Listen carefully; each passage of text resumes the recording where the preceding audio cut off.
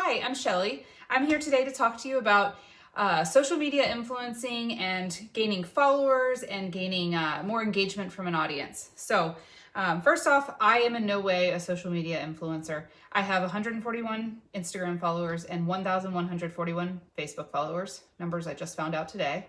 I've never even looked to see how many people follow me. According to the Forbes video, that makes me even less than a micro influencer. I will say that's not my goal personally using these platforms. I just use them to keep in touch with family and friends and share our life living overseas. And so I do see that seed being planted though, where I could see significant ability to make significant change using these platforms. Wesh and Nanaka both mentioned in their article and video the concept of being knowledgeable versus knowledge-able. That was Wesh's distinction. And Nanaka talked about knowledge being actionable, which is being able to utilize the knowledge that we have. And I loved Wesh's description about college students and how we can pour as much knowledge as we want on them, just keep feeding them knowledge. But if we aren't showing them that it's relevant or important to them in any way, then there's really a whole lot of noise being made. So I think that that's very important when you're trying to influence, is finding out what your audience needs. And so for me, I've been working in women's ministry for the last year here in Japan. And so I've seen the women that are engaged, and then I've seen women who don't attend. And one of the things I've noticed a huge need for is just the spreading of the knowledge of what life with Jesus is like. So a very outreach focused ministry. A huge application for Nanaka's concept of tacit knowledge versus explicit knowledge is found in women's ministry. It's something, tacit knowledge is that stuff that's in your head and in your heart. It doesn't necessarily have words to go with it. But we have to find a way to make that an explicit knowledge that then people who may not know Jesus or know why we feel at peace so often, we can put that into words for them to then become implicit knowledge for them. So this can be done through modeling Christ-like behavior, just taking time to get to know someone, showing that you genuinely care. Also telling your story, telling authentic stories about struggles maybe that we've had.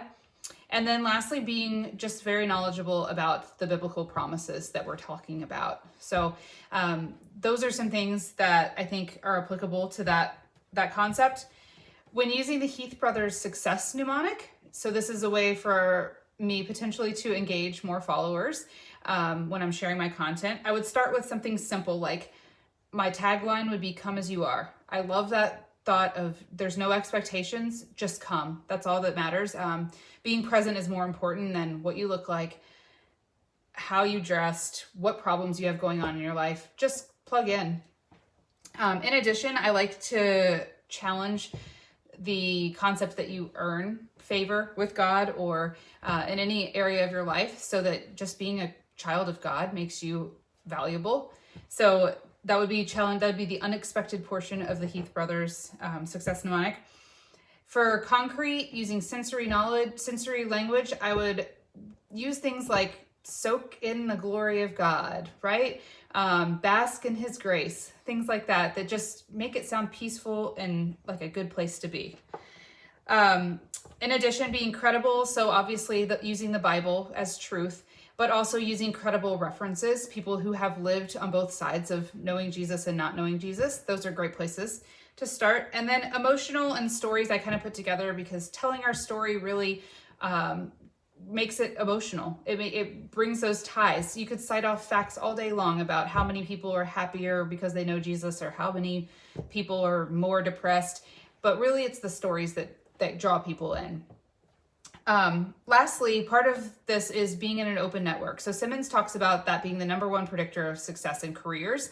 And I think it applies very much here too, because it doesn't do me any good to spread women's ministry word in a church where people are already plugged in. I need to take it outside the walls of the church. So social media offers a great platform for that.